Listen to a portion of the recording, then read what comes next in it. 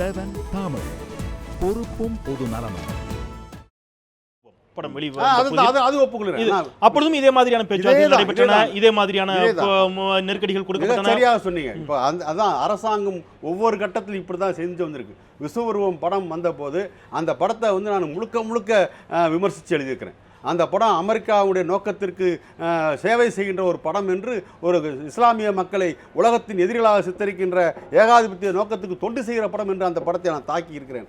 ஆனால் கமலஹாசன் அவர்கள் அந்த படத்தை வெளியிடுவதற்கான உரிமையை நான் வரவேற்று அதை யாரும் தடுக்கக்கூடாது என்று தான் நான் சொன்னேன். அப்போ நீங்கள் சொன்ன உதாரணங்கள் இருக்குது. ஏன் இங்கே மல்லர் வரலாறு, நான் தயவு செஞ்சு சொல்லுங்கள்.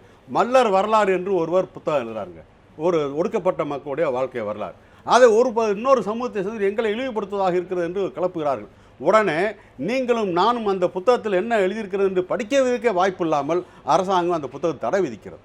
மதுரை வீரன் கதை என்று ஒருவர் ஒரு புத்தகம் எழுதுகிறார். அதை வெளியிடுவதற்காக ஒரு மாநாடு அறிவிக்கப்படுகிறது. அந்த மாநாடு பிறபூதி மக்களை எல்லாம் இழிவுபடுத்துகிற நோக்கம் கொண்டது என்று ஒருவர் கிளப்பி விடுகிறார்கள். உடனே அந்த மாநாட்டுக்கும் புத்தக வெளியீட்டுக்கும் தடை விதிக்கப்படுகிறது. அந்த புத்தகத்தில் என்ன இருக்கிறது என்று இன்றைக்கு வரைக்கும் நீங்களும் நானும் தெரிந்து கொள்ள முடியாத நிலைமை ஏற்படுத்தப்பட்டிருக்கிறது. அதே போல தான் விஸ்வரூபம் படத்த விஷயத்திலையும் கூட. ஆனால் ஒரு குறிப்பிட்ட பகுதி மக்களை ஏதோ ஒரு காரணத்திற்காக இவர் பாதுகாப்பாக இருப்பதற்கு பதிலாக அரசாங்கம் இப்படியெல்லாம் விட்டுக் கொடுத்தது தொடர்ச்சி. அரசாங்கம் நீங்க ஒரு விஷயத்தை ரொம்ப ஸ்ட்ராங்கா முன்வைக்கிறீங்க. விஸ்வரூபம் படம் அப்படிங்கிறது அவர்களை இஸ்லாமியர்களை இழிவுபடுத்தக்கூடிய விதத்தில் அமெரிக்காவினுடைய ஒரு ஆதரவு மனநிலையில் எடுக்கப்பட்ட ஒரு திரைப்படம் அப்படிங்கிறத நான் வன்மையாக கண்டிக்கிறேன். ஆனால் அது வெளிவருவதற்கு நான் ஆதரவு தெரிவிக்கிறேன். இப்போ இந்த புத்தகத்தில் இப்படி கருத்து இடம்பெற்றது, இந்துக்களினுடைய மனதை புண்படுத்துகின்றபடி அல்லது அந்த அவர்களுடைய தெய்வ நம்பிக்கையை புண்படுத்துகின்றபடி வெளிவந்திருக்கக்கூடிய கருத்து தவறு, நான் வன்மையாக கண்டிக்கிறேன். ஆனால் இந்த புத்தகத்தை வெளிக்கொண்டு வருவதற்கு நான் ஆதரவு அளிக்கிறேன் அப்படிங்கிற கருத்தை உங்களால் ஏன் சொல்ல இயலவில்லை அப்படிங்கிறது உங்களுடைய கேள்வி. நீங்க அப்படி சொல்றீங்களான்னு இந்த நாவலின் மீதான விமர்சனத்தை அதற்கான அரங்கத்தில் பேச தயார் நான் சொன்னேன். நான் கேட்கிறேன், நாங்க என்ன சொல்றோம், அந்த எழுத்தாளரோடு இவங்க நான் தனிப்பட்ட முறையில் அந்த நாவலுடைய உள்ளடக்கம் இருக்கு பாருங்க, அந்த உள்ளடக்கம் நல்ல உள்ளடக்கம் தான் என்னுடைய கருத்து. இந்த நான் சொல்றேன், சில சம்பவங்கள் தவிர்த்திருக்க வேண்டிய சில விஷயங்கள் வேறு. அது என்ன என்பதை நம்ம நிறைய பேசலாம். இல்ல புரியுது. திரும்ப குறியிடார் உங்களுடைய கருத்துக்கு ஆதரவான கருத்தை சொல்ல முற்படுகிறார். சொல்லுங்க திரும்ப. இல்ல செந்தில், அதாவது எழுத்தாளரே மன்னிப்பு கேட்கிறார். மன்னிப்பு கேட்ட பிறகு கண்டிக்கிறதுக்கான தேவை எழல. எழுத்தாளர் நான் என்னுடைய எழுத்து யாரையாவது புண்படுத்தி இருந்தால் அதற்காக நான் மன்னிப்பு கோருகிறேன் என்று மன்னிப்பு கேட்ட பிறகு கண்டிப்பது நாகரிகம் கிடையாது. கண்டிக்க வேண்டிய அவசியமே இல்லை. அவரு டிஃபெண்ட் பண்ணல, நான் அப்படிதான் எழுதுவேன், நான் எழுதுறது சரி அப்படின்னு அவர் சொல்லல. அவரே கீழே இறங்கி போய் மன்னிப்பு கேட்கிறார். மன்னிப்பு கேட்ட பிறகும் அவருக்கு எதிராக இவங்க துண்டறிக்கைகளை கொடுக்குறாங்க, மக்களை திரட்டுறாங்கன்னா அதுதான் இந்துத்துவ அரசியல். இங்கதான் நாம கண்டிக்க வேண்டிய அவசியம் இருக்கு. மதத்தை சொல்லி சாதியை சொல்லி அந்த உணர்வுகளை தூண்டிவிட்டு மக்களை மோதலுக்கு தயார்படுத்துவது அதுதான் அரசியல். இவங்க உள்ளபடியே தப்புன்னு சொன்னா கண்டிக்கலாம், அதுக்குன்னு ஒரு ஃபோரம் இருக்கு, அது கூட்டம் போட்டு கண்டிக்கலாம், அல்லது நீதிமன்றத்தை நாடலாம், காவல்துறையிட்ட புகார் கொடுக்கலாம், இந்த புத்தகத்துக்கு தடை விதிங்கன்னு சொல்லலாம். ஒருத்தர் சொன்னாலே போதும். அது 10,000 பேரை திரட்டணும்னு அவசியம் கிடையாது. ஆக 10,000 பேரை திரட்டுவதுதான் இந்துத்துவ அரசியல். அதுதான் நம்ம சொல்றோம். அவங்க மத ரீதியான உணர்வுகளை தூண்டிவிட்டு அங்கே கட்சி அரசியல் இந்த விஷயங்களை பதிவு செய்வதற்கு முயற்சிக்கிறார்கள். இல்ல இதுக்கான மறுப்பை நம்ம கேட்கலாம், இதற்கான மறுப்பை கேட்கலாம், நிச்சயமா இதற்கான மறுப்பை கேட்கலாம். இப்போ அவர்கிட்ட கேட்ட அதே கேள்வி நான் உங்ககிட்ட வேறு விதத்தில் கேட்கிறேன். இந்த நாவலில் இடம்பெற்றிருக்கக்கூடிய கருத்துக்கள் இந்துக்களினுடைய மனதை புண்படுத்துகிறது, அவர்கள் சார்ந்திருக்கக்கூடிய தெய்வ நம்பிக்கைகளை புண்படுத்துகிறது, அதனால் நாங்கள் கண்டிக்கிறோம். மற்றபடி அவர் எழுதக்கூடாதுன்னு மிரட்டல, அவர் தொடர்ந்து எழுதலாங்கிறது அவருடைய வாதம். விஸ்வரூபம் போன்ற விஷயங்களில் ஆகட்டும், இஸ்லாமியர்களுடைய மனதை புண்படுத்தப்படக்கூடிய விதமான காட்சிகள் இடம்பெற்றிருப்பதை நான் வன்மையாக கண்டிக்கிறோம் உங்களுடைய தரப்பில். ஆனால் படம் வெளியாவதற்கு நாங்கள் தடை செய்யவில்லை என்பது போன்ற கருத்துக்களை நீங்கள் சொல்வதற்கு தயாராக இப்போ முடிஞ்சு போன விஷயமா இருந்தாலும் இனி வரக்கூடிய காலகட்டங்களில் நான் ஏன் கேட்கறேன்னா, கருத்து சுதந்திரம் அப்படிங்கிறத ஒட்டுமொத்தமாக ஒரு படைப்பாக பார்ப்பதை தவிர்த்து மதம் சார்ந்த விஷயமாக நீங்கள் அவர்கள் பார்க்கிறாங்க ஒரு குற்றச்சாட்டு வைக்கின்ற பொழுது நீங்கள் அப்படி பார்க்கிறீர்களா? நான் உங்களுக்கு கேட்கிறேன். ஜனநாயக ரீதியாக எதிர்ப்பை பதிவு செய்வதற்கு எல்லாருக்கும் தரப்பட்டிருக்கக்கூடிய அடிப்படை கடமையாக அடிப்படை உரிமையாகத்தான் பார்க்கிறோம். இதுல எங்களுடைய கருத்தாக இதுல ஏற்றுக்கொள்ள முடியாத விஷயங்கள், இந்து மதத்திற்கு எதிரான விஷயங்கள் இருக்கிறது. அதனால இதை எதிர்க்கிறோம்னு நாகரிகமான முறையில் ஜனநாயக ரீதியாக அந்த ஊர் பகுதி மக்களை, அதில் சாதி வித்தியாசம் இல்லை, அந்த பகுதி மக்களை யாரெல்லாம் இந்துக்களாக இருக்கிறார்களோ இது ஒரு மிகப்பெரிய மக்களை ஒருங்கிணைக்கக்கூடிய விஷயங்க. நீங்கள் ஜாதியை சொல்லி இன்னைக்கு அரசியல் செய்து இருக்கக்கூடியவர்கள் இந்த விஷயத்தை எப்படி இவர்கள் எல்லாம் ஒருங்கிணைந்து விடுவார்களோ, இந்து என்ற ஒரு குடையின் கீழ் விடுவார்கள். ஆகையினால நமக்கெல்லாம் பொழப்பு இல்லாமல் போகுமேங்கிற ஒரு எண்ணத்தை இது ஏற்படுத்தி இருக்கிறது. அதனால தான் இந்த நூலுக்கு எதிராக ஆதரவாக பல குரல்களை எழுப்பி இருக்கு. ஒருங்கிணைப்பதற்காகவே அதுதான் இந்த பிரச்சனை கையில் எடுக்கப்பட்டதா, அதன் காரணமாக தான் பிரதிகள் எடுத்து கொடுக்கப்பட்டது. ஏங்க இந்து முன்னணியோட வேலையே, இந்து முன்னணியினுடைய எங்க ஒரு இந்துவுக்கு பாதிப்பு ஏற்பட்டாலும் அவர்களுக்காக வாதாட போராட பரிந்து பேச இருக்கக்கூடிய இயக்கம். ஆகையினால இந்த போராட்டம் அப்படிங்கிறது நீங்க சொன்னீங்க 2010 நடைபெறுகிறது, இப்பொழுது வீரியமாக இருக்கிறதுங்கிற ஒரு மட்டும். இந்த நாவல் வெளியான 2010 இந்து முன்னணி மிக தீவிரமான போராட்டத்தை ஏன் கையில் எடுக்கவில்லை? இல்ல, இந்து முன்னணி அன்றிலிருந்து இந்த போராட்டத்தை கையில் எடுத்து அதற்கான பலகட்ட விஷயங்களை யாரெல்லாம் இந்த கோவில் திருவிழாவுக்காக 54 இயக்கங்களை ஒருங்கிணைக்கக்கூடிய முயற்சியில ஈடுபட்டு வந்திருக்கிறது. அது எந்த ஒரு புரட்சியும் கூட உடனடியாக வெற்றி கிடைப்பதில்லை. புரட்சி, மக்களுடைய விழிப்புணர்வு இதெல்லாம் லேட்டாக தாங்க நடக்கும். நாங்கள் உடனடியாக இதே அன்னைக்கு 2010 இந்த நூலை எரிப்பது, இந்த நூலை எழுதியவர் மேலே ஒரு நடவடிக்கை எடுக்கிறது, இல்லை ஜனநாயகத்துக்கு விரோதமான செயலில் ஈடுபட்டு இருந்தால் இந்த செய்தி மிக வேகமாக பரவி இருக்கும். ஆனால் அது போன்று இல்லாமல் கருத்துக்களை மக்களிடம் சேர்ப்பது, நம்ம ஊரை பற்றி, நம்ம கோவிலை பற்றி, நம்ம சாமியை பற்றி தவறா எழுதியிருக்கான்னு மக்கள் கிட்ட சொல்லி அதன் மூலமாக மக்களுடைய எதிர்ப்பை பதிவு செய்ய அவர் வருத்தம் தெரிவித்து விட்டார். இந்த பகுதியை நீக்கணுங்கிறதும் சொல்லிட்டாரு.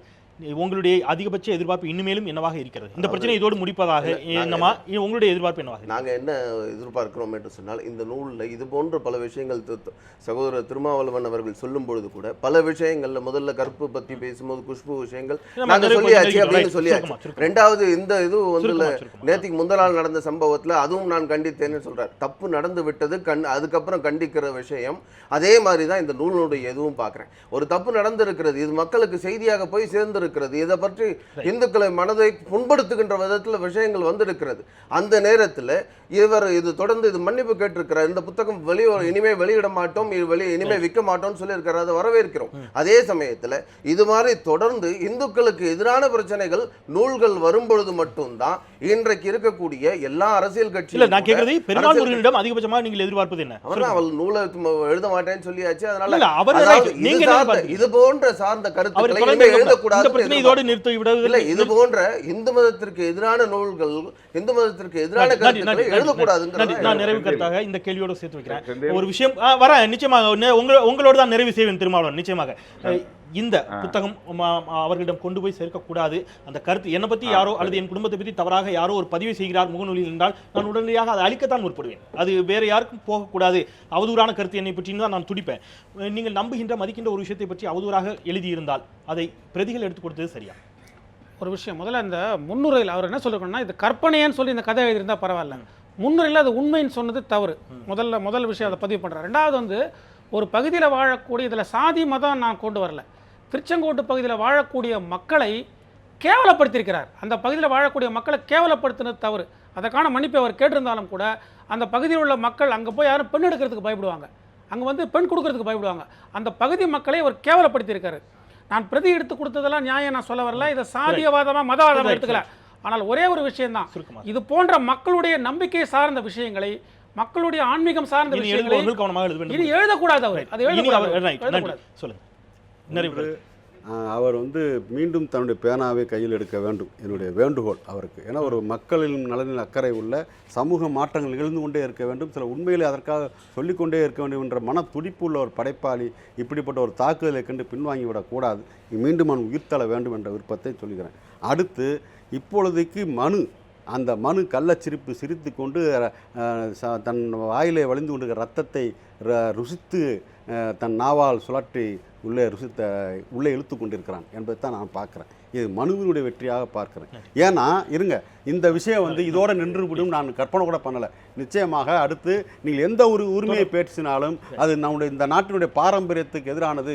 இது ஜனநாயகத்தை பற்றி பேசினால் மன்னராட்சிக்கு முறைதானே இந்த நாட்டினுடைய பாரம்பரியம் என்று சொல்வார்கள். பெண் உரிமையை பற்றி பேசினால் இந்த நாட்டினுடைய பெண் அடிமையாக இருப்பதுதான் பண்பாடு என்று சொல்லி அதுவும் எதிரானது என்று சொல்வார்கள். இப்படி எதை பற்றி பேசினாலும் எனவே தான் நான் சொல்கிறேன், இன்றைக்கு மௌனமாக இருக்கின்ற மற்ற அரசியல் கட்சிகள் தங்களுடைய பிரச்சனையாக எடுத்துக்கொள்ள வேண்டும். திருமாவளவன் நிறைவு கருத்தாக சுருக்கமாக.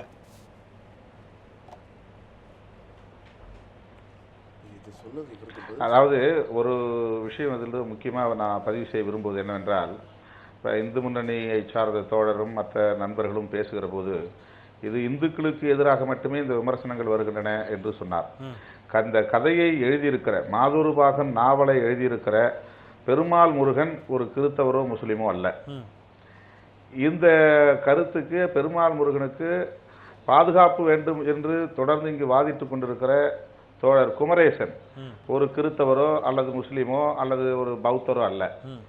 திருமாவளவன் இப்போ வந்து இந்த கருத்து சுதந்திரம் வேண்டும், இது ஏன் அந்த மாதிரி அவருக்கு ஒரு நெருக்கடி என்று கேள்வி எழுப்புகிற திருமாவளவனும் ஒரு கிறித்தவரோ ஒரு முஸ்லீமோ ஒரு சமணரோ பௌத்தரோ அல்ல. எப்படி இது வந்து இந்து பிரச்சனையை இவர்கள் பார்க்கிறார்கள்? இது வந்து ஒரு கோட்பாட்டு ரீதியான சிக்கல், அவ்வளவுதான். அவர்கள் இப்ப பேசக்கூடிய தோழர்கள் வந்து இதை இந்துத்துவ அரசியலாக்க வேண்டும் என்கிற எண்ணத்தின் அடிப்படையில் இந்து பிரச்சனை என்கிறார்கள். எழுதியவரோ அல்லது வக்காலத்து வாங்கி பேசக்கூடிய நபர்களோ யாரும் இந்து அல்லாதவர்கள் அல்ல.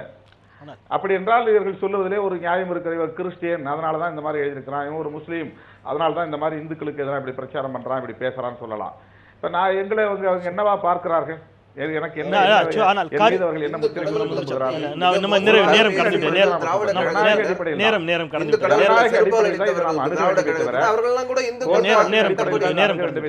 மற்றபடி ஒன்றுமில்லை. ஒன்றை நான் சொல்ல விரும்புகிறேன்.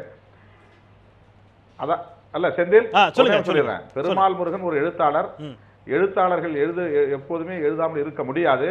கட்டாயமாக அவர் தொடர்ந்து எழுதுவார்.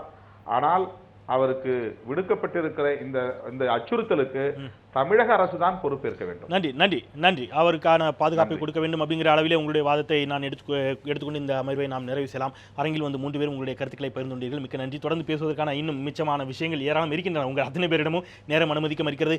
திருமாவளவன், நீங்களும் நேரலில் எங்களோடு உங்கள் பல்வேறு பணிகளுக்கு மத்தியில் இணைந்து உங்கள் கருத்துக்களை பகிர்ந்துள்ளீர்கள். மிக்க நன்றி. படைப்பு சுதந்திரம் என்பது என்ன மாதிரியான வரையறைக்குள் இருக்க வேண்டும் என்ற தளத்தில் பேசினோம்.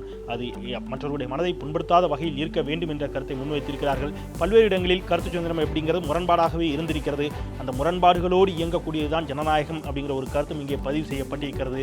பெருமாள் முருகன் தொடர்ந்து எழுத வேண்டும் அப்படிங்கிற ஒரு வாதத்தை தொடர்ந்து இங்கே இருக்கக்கூடிய அத்தனை பேரும் அதில் உடன்படுகிறார்கள். அந்த வகையிலே நாம் இந்த அமர்வை நாம் நிறைவு செய்யலாம். மீண்டும் ஒரு முறை உங்கள் அனைவருக்கும் பொங்கல் நல்வாழ்த்துக்களை தெரிவித்துக் கொண்டு நாளை மறுநாள் கேள்வி நேரம் நேரலையாக அலங்காநல்லூரிலிருந்து 2 மணி நேரம் கலை நிகழ்ச்சிகளோடு நடைபெற இருக்கிறது என்பதை நினைவுபடுத்தி விடைபெறுகின்றேன்.